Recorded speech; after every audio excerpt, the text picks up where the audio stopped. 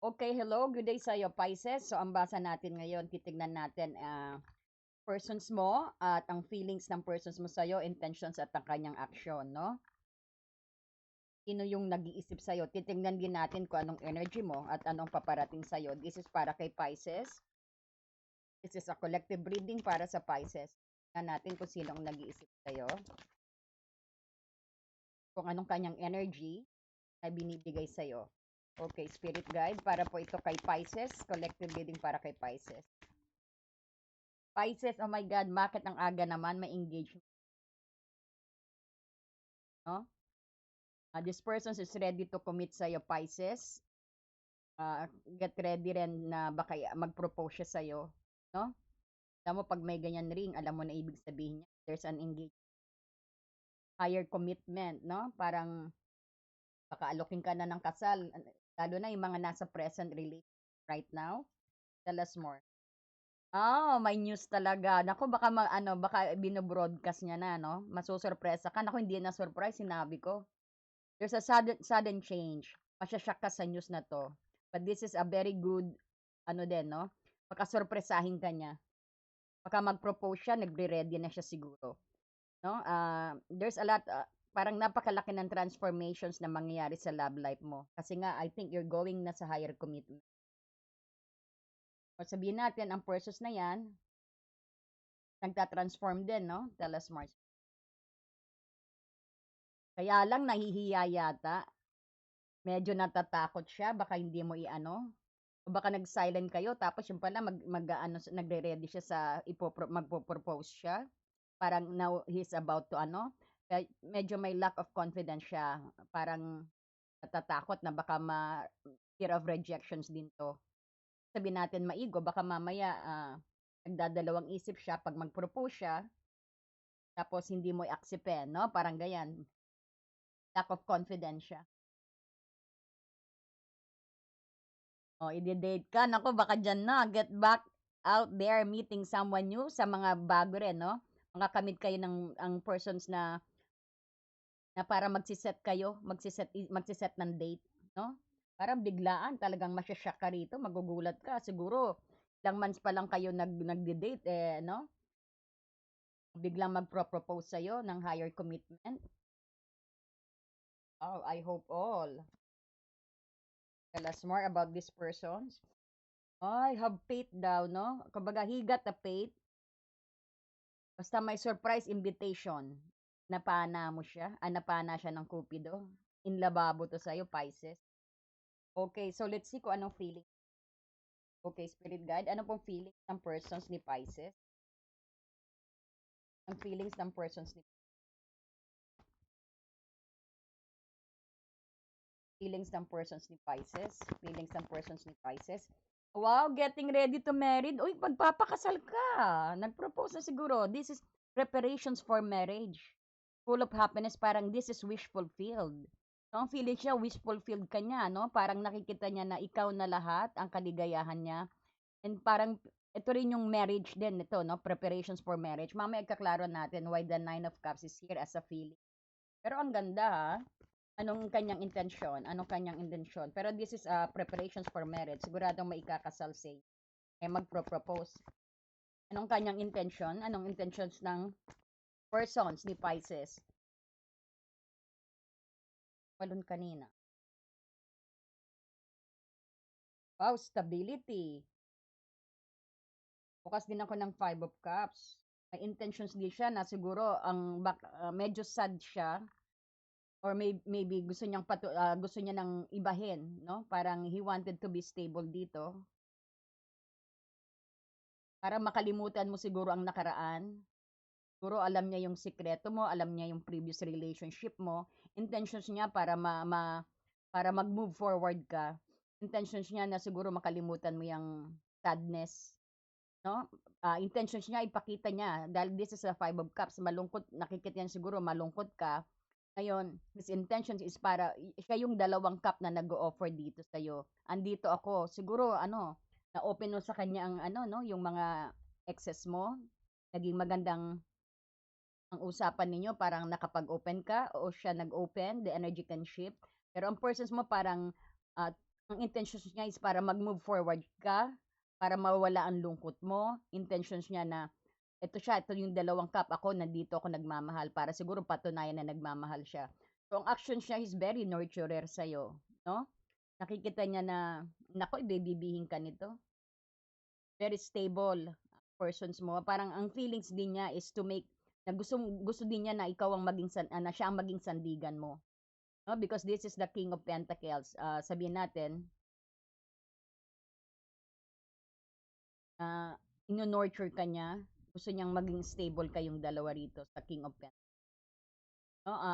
This is a very hardworking persons din kung sasabihin natin. At saka ano siya, no? Magaling sa business. Pero ang gusto niya is mag-lean ka sa kanya. Kasi ang intentions niya nga is parang ano oh, yung he will, yung intentions niya para mabura, makapag-move on ka, start the stability, sinasabi ng King of Pentacles. So, ang action niya ipapakita, ino-nurture ka niya dahil nga ang intentions niya yung mawala ang lungkot mo. Ang kanyang behavior, look at this King of Pentacles sa'yo, ang kanyang i-action, ino-nurture ka niya para mawala ang iyong sadness. Siguro, alam niya ang mga nakaraan mo, open mo siguro, gusto niya na mag-move forward ka at mag-focus ka sa inyong relationship. Kaya may sudden change, mahal na mahal ka nito, baka nasa current relationship na rin siya, Pisces. Ano naman ang tignan natin ang blockage ninyo, ang blockage, the blockage spirit guide, ang blockage ninyo. Blockage sa relationship na to. Page of Pentacles, baka ano, sabihin natin bakit naging blockage ang Page of Pentacles. So mamaya kaklaruhin ang outcome ninyo, outcome spirit guide. Wow, reconciliation sa mga nag-separate. Or sabihin natin ng outcome ninyo, parang napakabilis na pangyayari ang takbo ng inyong relationship din, no? Napakaganda, full of good news. Ibig sabihin, magugulat ka, napakabilis ng pangyayari, baka matutunan mo na rin siyang ibig. No, it's already on the air. Pag marami siyang magagandang plano rin, na gusto niyang action talaga. So, ikaklaro ko to, bakit naging Page of Pentacles ang inyong blockage. Siguro some of you nag-aaral na hindi pa no kapag kaya may lack of confidence siya kasi siguro imbes na magpro-propose siya, nakikita niya siguro marami ka pang gustong mangyari sa buhay mo. Medyo siguro matured, medyo siguro mas matanda sa iyo itong persons na to. Babae ka man o lalaki. So siguro ang blockage dito is ang blockage mo siguro nag-aaral ka pa o siguro bata ka pa, siguro malaki ang age difference ninyo dalawa. Bakit ang Page of Pentacles ang naging blockage? Bakit ang Page of Pentacles ang naging blockage? Yun. Kaya dahan-dahan. Pero gusto kanyang i-victory, oh. Wanted to win.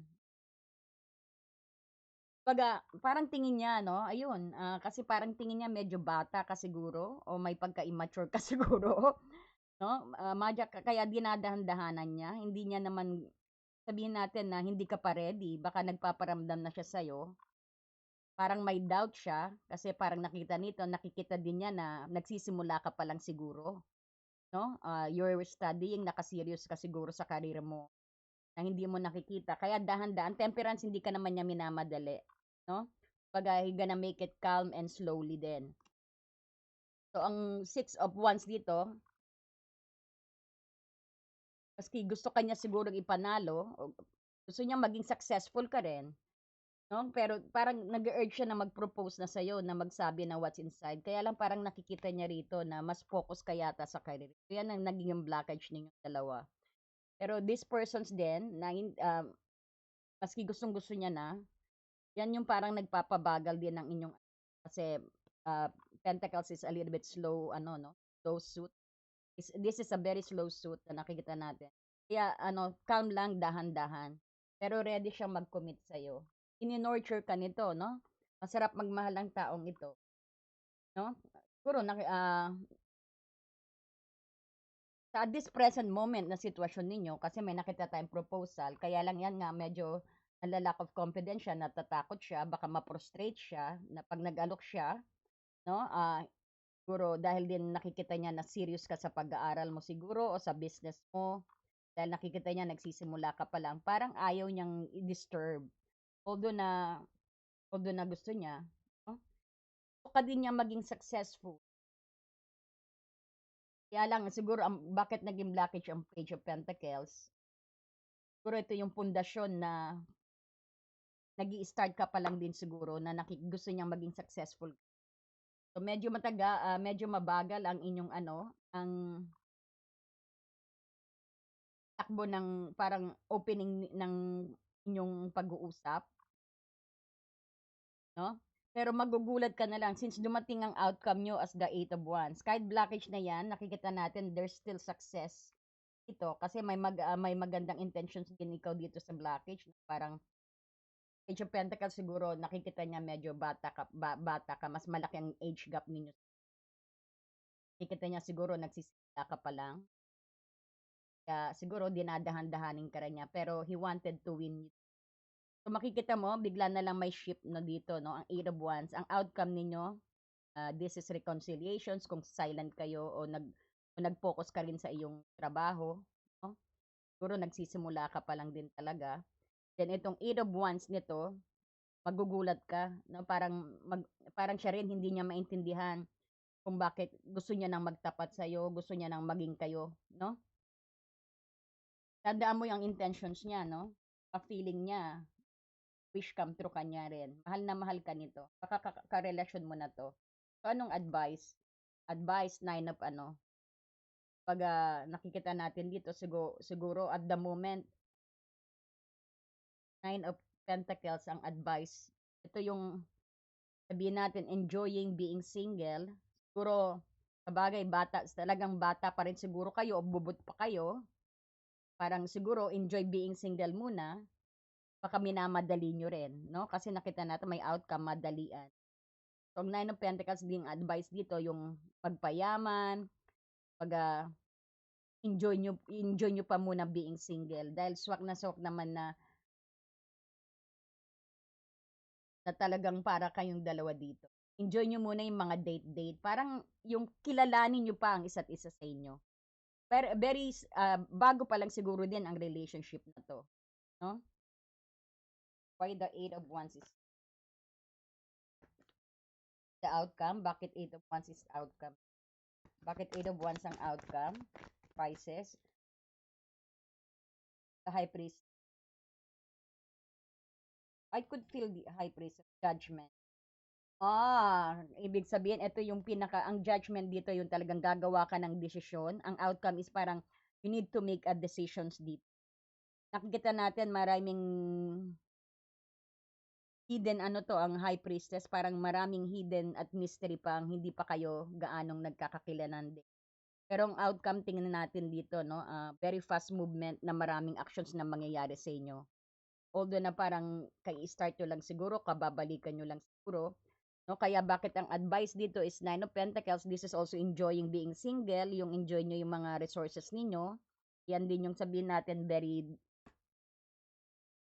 dependent na tao, very independent na tao, dependent na tao, na ang ano dito, para enjoy being single muna. Baka mga bata pa kayo, no? Baka this is meant sa mga bata, mga na nagmamadali. Kasi mabilis na ang takbo ng outcome ninyo dito, no? Itong pakabilis na pangyayari. Baka sinasabi dito, kailangan din muna siguro High Priestess, marami pa kayong mga hidden, mga mystery na hindi nyo pa nasasabi sa isa't isa. Kaya enjoy nyo lang din siguro ang pagde-date muna.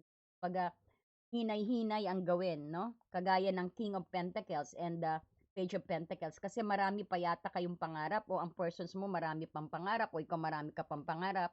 Siguro mga bata pa kayo, no? Nag-i-start pa lang kayo. Wag kayong parang isabihin, wag padalos-dalos, no? Enjoy being single with the Nine of Pentacles dito. Bakit yan ang naging advice? Bakit itong advice? Talas more spirit guide. Ace of Swords. So, think about this daw. Talagang wag mo nang padalos-dalos. Parang dito, kilalanin nyo muna ang isa't isa. No? Parang mas lalo nyo pang i-enjoy ang journey ninyo, ang sabi rito. Kasi kaya naging blockage din ang Page of Pentacles kasi siguro nagsisimula pa lang kayo din ang relasyon na to. Tapos makikita natin may offering na ng commitment dito. Pero you have your own free will. Tandaan nyo po, no? Meron kayong free will, Pisces, no? Tell us more. Four of Swords. O yung iba hindi pa rin kung bakit kailangan you need to heal. Bakit kayo pinag-e-enjoy? Kasi marami pa kayong dapat pag-usapan daw, no?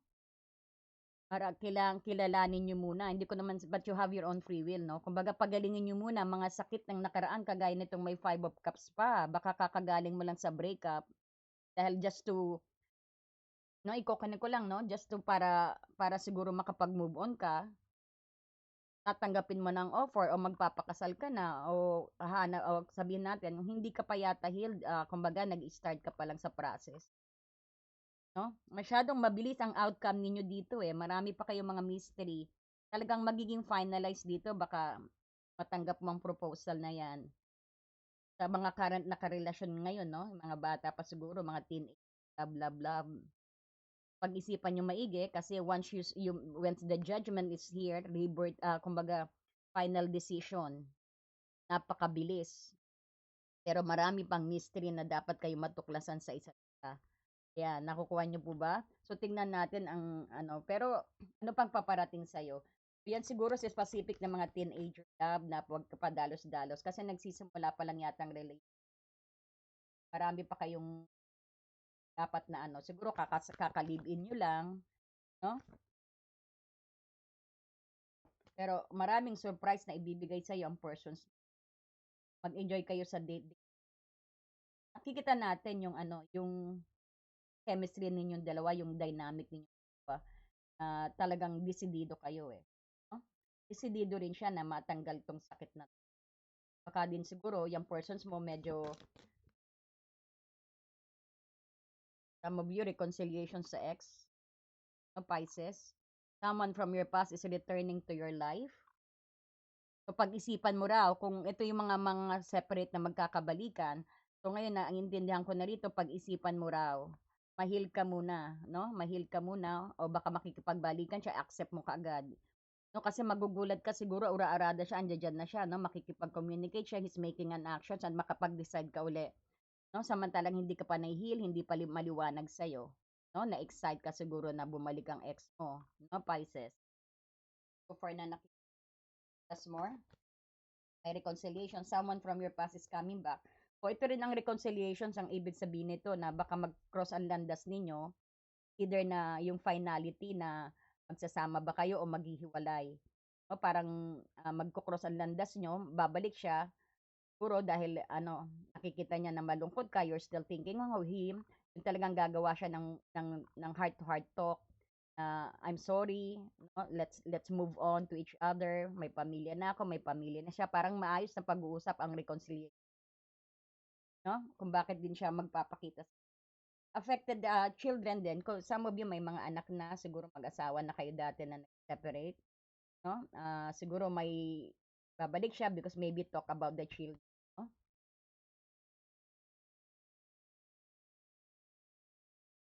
Expect some ano invitations nga dito. May surprise invitations ka sa persons na 'yan. Hindi ko sinasabi yung sa ex mo, pero siguro yung current na relation. Parang may nakikita kong travel din sa inyong dalawa. Baka mag-travel kayong dalawa, no? Very soon daw. Travel na mangyayari, very soon. May reconciliation. Very soon, maraming date. Ayan, napakabilis nga ng pangyayari, no? Once na halimbawa mag-action siya, dire-diretso na kayo. Especially pag babalik ang persons mo, dire-diretsong date. Ayan, mauwi talaga sa kasalan and you will make some decision na magbalikan. But nasa iyo ang desisyon, no? True love mo pala siya o true love niyo ang isa't isa. This is the romance of a lifetime. Mahal niyo ang isa't isa na nakikita natin, sabi ni Ro. No? Ayan, sana nag-enjoy ka at tayo ng message. Imagine all unwanted thoughts daw, ang message ng universe sa'yo. Imagine all unwanted thoughts dissolving into light, creating room for new opportunities and possibilities for your life. Isipin mo raw yung mga negative thoughts, no, nawawala na, dinidissolve na nagiging maliwanag na sa'yo, nagkakaroon ka na ng understanding, no? And then let it go, no? So, ibig sabihin, para i-let go mo yung mga emotional baggage mo, no? Makakatulong yan para sa new opportunities, new persons na darating sa'yo, no? Sa current na persons mo ngayon, no? Para magkaroon ng panibagong memories, no? Ayan ang sabi. Make room. Let it go ang mga emotional baggage, no? Kasi mayroon magpro-propose. Okay lang naman mag-propose, no? Pero wag muna yung ano, biglaan. Pero nasa iyo ano, kasi nakita natin napakabilis ng pangyayari niyo. Baka mag-shota pa lang kayo, hindi na-excite ka, hindi ka na nakapag-isip. Advice dito, oh, Ace of Swords, kumbaga, think it over. No, mag-heal ka muna sa nakaraan dahil nakikita natin meron ka pang sadness, may emotional baggage ka pa sa Five of Cups, malungkot ka pa. Baka mamaya unfair naman sa persons mo na you're still thinking of your ex, tapos magpro-propose siya, acceptin mo. Pero nasa iyo yan nasa iyo yan, ikaw mag-ano niyan. It's your life, but yun lang ang sinasabi ng universe. No? Ayan, thank you so much and God bless you. Pengi naman po ng like and hype dyan. Pa-support po ng Happy Angel Reading. At marami po tayong mga collective readings. I-check out nyo po ang ating mga building. No? Thank you so much, Pisces. Dear friend, have you ever felt so stuck, hurt, or hopeless that you knew something had to change, but you didn't know how things would work out? A time when you could have really used more insight and guidance, or at least a new way to nurture yourself and bring a little more peace into your life. We all struggle with our own issues, self-defeating patterns, and conditioning, all of which color our views of ourselves and the world, whether we're aware of it or not. Add in the chaos of modern life, and it makes sense that you might not know what to do, where to turn, or even what's holding you back. But what if you had a tool that could help you not only relieve stress and anxiety, but also help you focus on self-care and get clear on what blocks your way to living the life you truly want and deserve? In HAR, everything will be revealed to you. In HAR, you will be inspired, enlightened and empowered. Mahal kong kaibigan, naranasan mo na bang mapagod, nasaktan, o nawalan ng pag-asa na alam mong may kailangang baguhin, ngunit hindi mo alam kung paano mangyayari ang... Dear friend, have you ever felt so stuck, hurt, or hopeless that you knew something had to change, but you didn't know how things would work out? A time when you could have really used more insight and guidance, or at least a new way to nurture yourself and bring a little more peace into your life. We all struggle with our own issues, self-defeating patterns, and conditioning, all of which color our views of ourselves and the world, whether we're aware of it or not. Add in the chaos